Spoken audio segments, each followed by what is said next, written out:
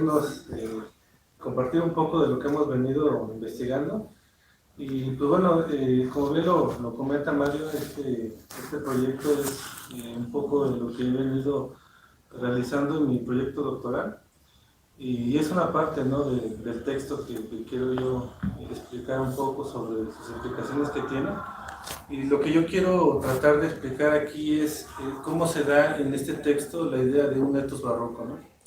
Entonces, quisiera iniciar con una frase célebre de Walter Benjamin en su libro Tesis sobre la historia y otros fragmentos. Él va a comentar, no hay documento de cultura que no sea un documento de barbarie. Y pues esto lo hace, ¿no?, para referir a su noción que tiene sobre la historia, y pues él va a comentar, ¿no?, que la historia siempre se tiene que tomar a consideración en esta implicación que tiene, ¿no?, con la cuestión de barbarie y civilización que se piensa, ¿no? Y siempre estas paradojas son las que van a constituir la historia, ¿no? Son puntos, ¿no?, muy importantes, ¿no?, que constituyen estas problemáticas. Pues quisiera primero explicando la figura de secular. No perteneció a ninguna orden, entonces él ya era prácticamente un sacerdote iniciato por parte de la iglesia, ¿no?, del clero secular. Él es interesante porque él nació ya en Tasco propiamente, ¿no? O sea, ya no vino con las órdenes españolas, y pues sabía y conocía su contexto, ¿no?, histórico, porque él vivía, o sea, nació en Tasco y desarrolló gran parte de su investigación en Guerrero. Entonces, bueno, para dar algunos datos biográficos, fue hermano del célebre dramaturgo, ¿no?, Hernando Ruiz de Alarcón. Viene de una familia letrada, o sea, la mayoría de sus hermanos pudo tener estudios universitarios, y fue el caso de Alarcón, ¿no?, que cursó también un curso de teología y después fue asignado, ¿no?, como párroco en Atenango, ¿no?, un pueblo de Guerrero, en donde pues prácticamente fue donde hizo todas estas indagaciones etnográficas, ¿no? Entonces él en el Tlahuica, entonces ahí fue donde va a centrar su investigación Hernando Ruiz de Alarcón. Pues dicho un poco sobre su figura, que es bastante interesante porque es muy ambigua, ¿no?, su figura de Hernando Ruiz de Alarcón. Por un lado, ya entrando, ¿no?, a la problemática, Hernando Ruiz de Alarcón, en todo el texto, en el Tratado de las Supersticiones, él va a comentar que las prácticas rituales que está indagando son obra del demonio, ¿no? Esto es una paradoja, ¿no?, porque si quitáramos todos estos juicios que hace despectivos de las tradiciones indígenas, nos podríamos dar cuenta de que más allá de ser un manual beligerante en contra de la religión indígena, con ustedes. Entonces, bueno, unos investigadores van a plantear que, como Patrick Johansson, que todos los juicios que él va a decir en contra de los indígenas, las prácticas demoníacas, todo esto es una cortina de humo, ¿no? Porque en el fondo él mostró un interés muy profundo por conocer estos rituales, ¿no?, estos conjuros que son sumamente interesantes, porque ni en el siglo XVI, con toda la recopilación de las fuentes, con Diego Durán, Sagún, que fueron los recopiladores más importantes del siglo XVI, no recopilaron conjuros en lengua náhuatl. Va a ser hasta el siglo XVII, con esta figura de Hernando Ruiz de Alarcón, el que va a poder hacer estas indagaciones de este tipo de lenguaje especializado. Entonces, pues está esta figura enigmática, ambigua, polivalente de Hernando Ruiz de Alarcón, que por un lado, o sea, en el texto sí desacraliza las prácticas indígenas, pero por otro lado demuestra un profundo interés, ¿no?, por los rituales indígenas, y algo muy interesante, ¿no?, profundiza mucho sobre el uso de un entiógeno, que es el ololiuqui, que cómo se utilizaba para realizar realizar este tipo de rituales, ¿no? La adivinación, para poder curar las enfermedades, entre muchas otras cuestiones, ¿no? que está en este texto. Entonces, ahora quisiera dar un contexto sobre lo que es, sobre el contenido de este tratado, ¿no? Y es muy interesante porque en su título ya nos está diciendo mucho sobre el contenido que va a tener esta obra. El título completo es Tratado sobre las supersticiones y costumbres gentílicas que hoy todavía viven en los indios naturales de esta Nueva España. Entonces, como les comentaba, Ruiz de Alarcón, cuando se graduó en sus estudios de teología, es encomendado por los ministros indios, por el arzobispado de México, para realizar esta investigación y poder dar cuenta sobre las prácticas indígenas idolátricas que todavía seguían permaneciendo en la cultura náhuatl, en estos pueblos no recónditos, en donde pues no estaba, donde no estaban las grandes metrópolis, ¿no? O sea, va prácticamente a pueblos que estaban en periferia. Entonces, Alarcón es encomendado por los ministros para realizar esta investigación, y es interesante porque él mismo en el texto va a decir que estas prácticas rituales siguen todavía transmitiéndose de tradición, de manera oral y por la vía de la tradición, ¿no? Que son el antecedente de lo que perduraba todavía en el pensamiento prehispánico, ¿no? Entonces, pues ya había transcurrido prácticamente un siglo de la invasión española, de la evangelización, y todavía estos pueblos seguían manteniendo prácticamente conceptos, nociones, rituales, prácticamente como se realizaban en la antigüedad. El nombre de muchos dioses permanece igual, el sentido metafórico y simbólico sigue permaneciendo, ¿no? De manera muy importante y claro, ¿no? O sea, el mito y el ritual siempre se va transformando y adaptando a los contextos, ¿no? A las circunstancias históricas que vivimos. Con todo este cambio, ¿no? que sufrió evidentemente el ritual, aún así seguían permaneciendo fuerte las tradiciones de los antiguos, ¿no? De los pueblos nahuas en esta zona, ¿no? que pudo indagar Ruiz de Alarcón. Entonces aquí surgen dos preguntas, ¿no? Interesantes. En principio, ¿cómo fue que este cura, que también en juicio de algunos investigadores, la mayoría lo denominan como un inquisidor? Y si leemos el tratado, o sea, en una primera lectura, o sea, sí parecía, ¿no? Que es un inquisidor porque en todos los comentarios que hace al conjuro, al ritual que está analizando, siempre hay una descalificación a estas prácticas, ¿no? Pero por otro lado, como lo comento, también hay un interés muy profundo, o sea, no hay otro texto que recopile de entrada este tipo de expresiones enigmáticas que solamente un grupo de sabios, ¿no? O sea, esto es lo interesante, ¿no? Que los conjuros es un lenguaje hermético, un lenguaje esotérico, es el nahualactoli, lo que investiga Alarcón en este tratado de las supersticiones.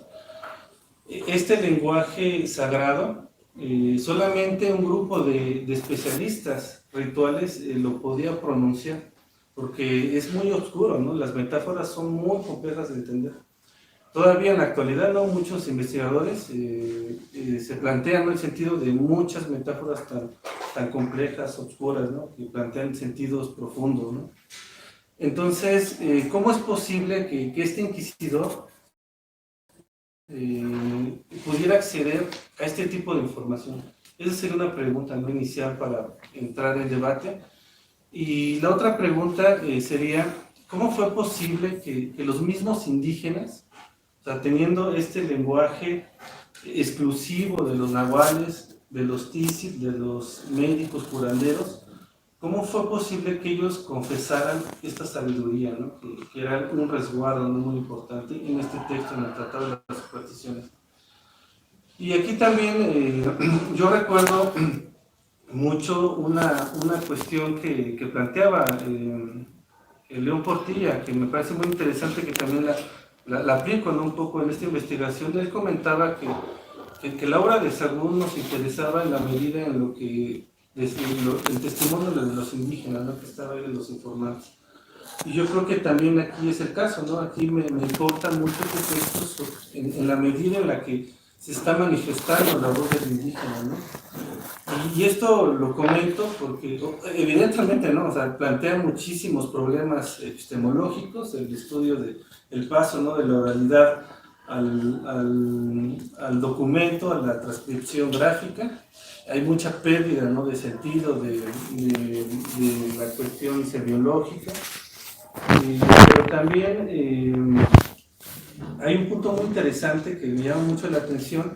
Igual va a investigar este periodo siglo XVII, el periodo novohispano, y va a comentar muy interesante su artículo sobre la idolatría letrada, le llama su artículo, e investiga textos de este periodo y se va a percatar de que pues ya entrando en este siglo ya había muchos indígenas letrados, o sea, ya había indígenas que ya escribían también.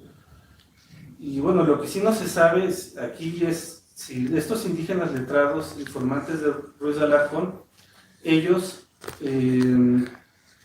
eran los mismos que hacían el conjuro o eran solamente informantes, ¿no?, que habían escuchado el conjuro. Lo interesante aquí en este texto es que David va a decir que de entrada hay 5 conjuros documentados escritos por los mismos indígenas, ¿no? Entonces esto da pautas también a otras preguntas, ¿no?, otros interrogantes, ¿no? ¿Cuál era el sentido, ¿no?, que tenía, o la intencionalidad que tenían los mismos nahuas por querer plasmar o dar esta información, ¿no? Entonces, bueno, este tratado de las supersticiones, a mi juicio, es ambiguo por esta cuestión. Es un texto en el que puedo acceder a esta información.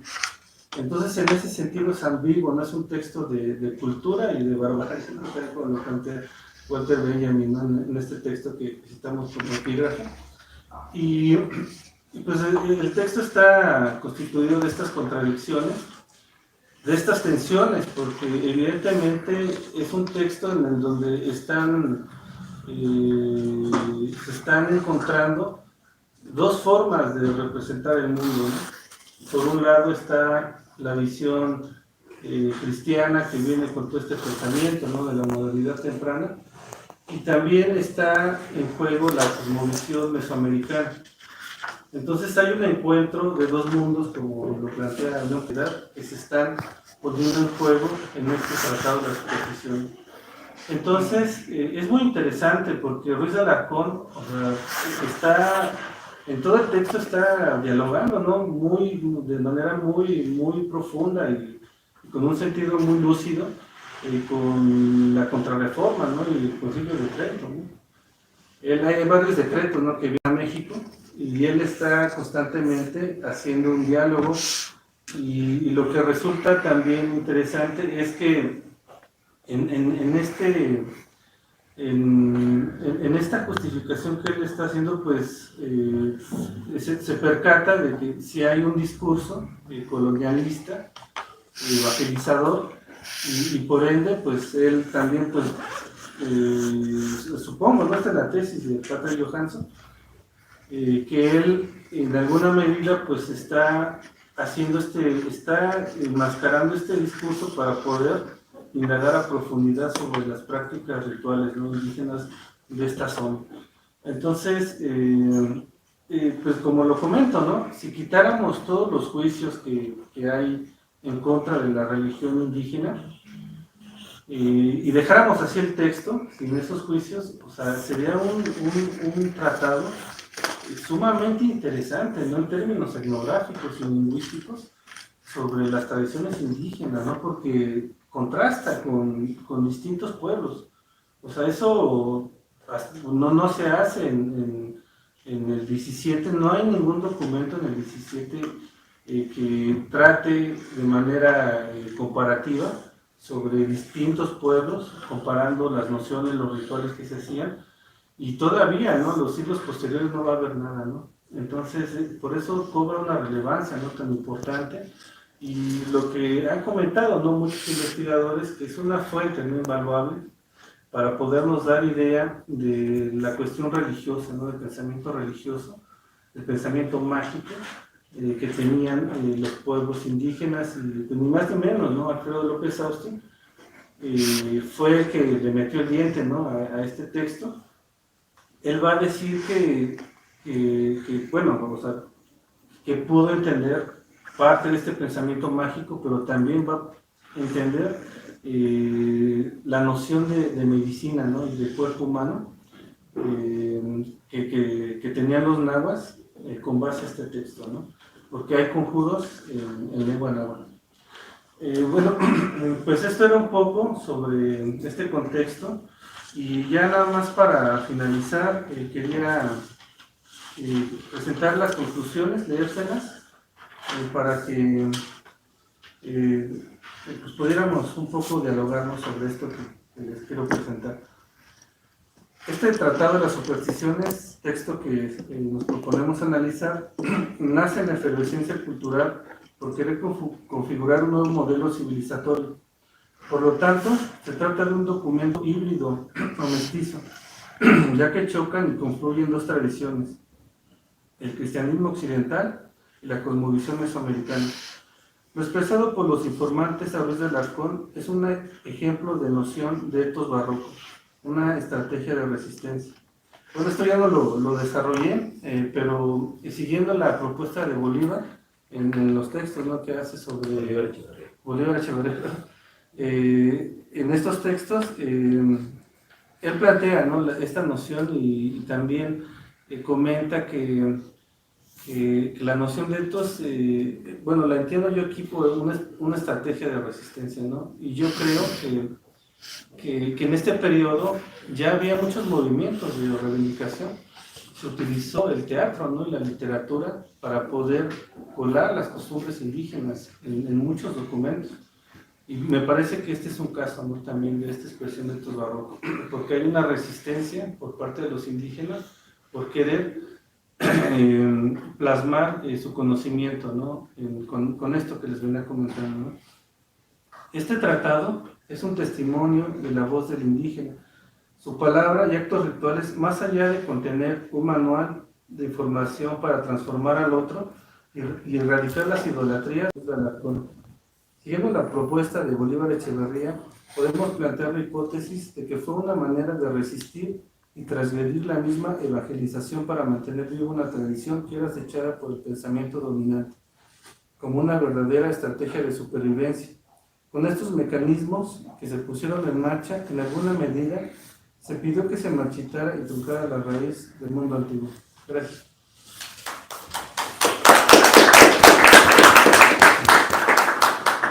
Pues muchas gracias a Isa, muy interesante trabajo. Yo creo que cuando termines tu investigación de doctorado, estaremos muy